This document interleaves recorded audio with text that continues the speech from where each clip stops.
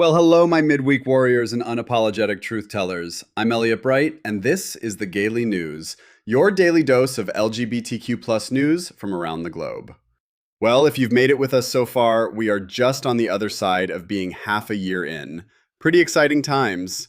My apologies for the lack of news yesterday. It seems as though my body and my will had different plans for the day.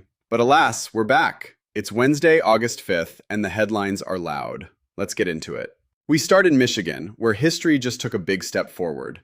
Joanna Whaley, a hospital chaplain and former megachurch pastor who survived years of conversion practices, won the Democratic primary for State House District 2. She defeated a former state representative who had tried and failed to get her thrown off the ballot over her legal name change. Whaley took a commanding share of the vote in a Democratic-leaning Downriver district and now heads to the November general election as the favorite.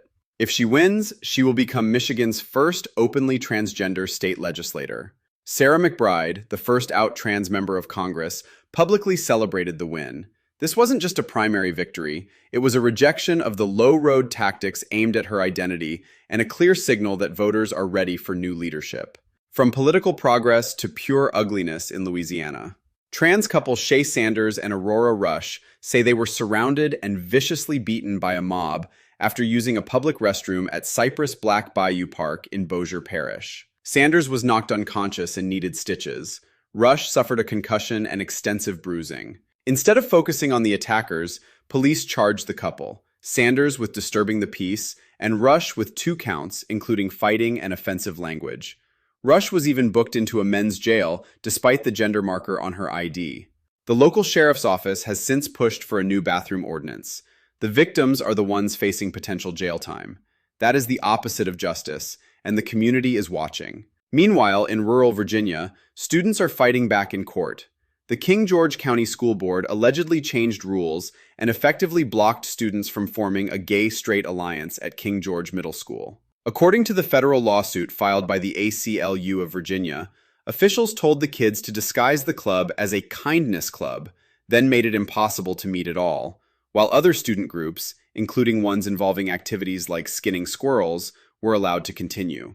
The suit claims violations of the First Amendment and the Federal Equal Access Act. These students just wanted a space to exist safely at school. The adults in charge made it their mission to stop them. Now a federal court gets to decide whether that was legal. Looking across the map from Tuesday's primaries, the message was hard to miss. LGBTQ+ and progressive candidates scored multiple wins, with voters turning out for change. Whaley's victory was the headline grabber, but the broader results showed strength for candidates running on inclusive platforms and economic issues that matter to everyday people. One winning candidate put it simply, people were ready for change, and they voted for it.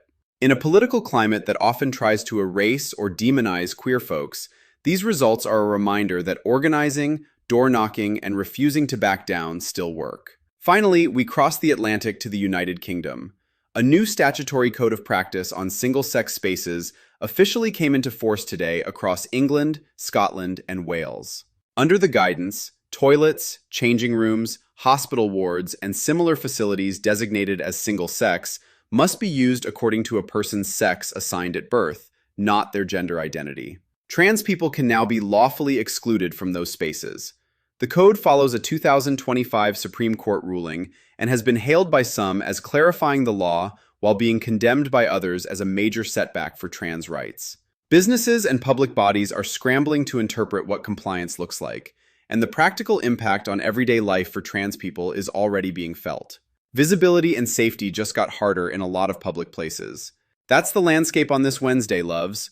From a historic primary win in Michigan to a brutal attack and inverted justice in Louisiana.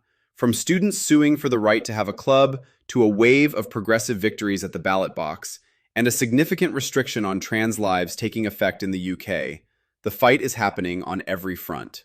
We name it, we face it, and we keep going. Thank you for spending this time with the Gaily News. I'm Elliot Bright. Come back tomorrow, same fire, fresh headlines, zero apologies. Stay fierce.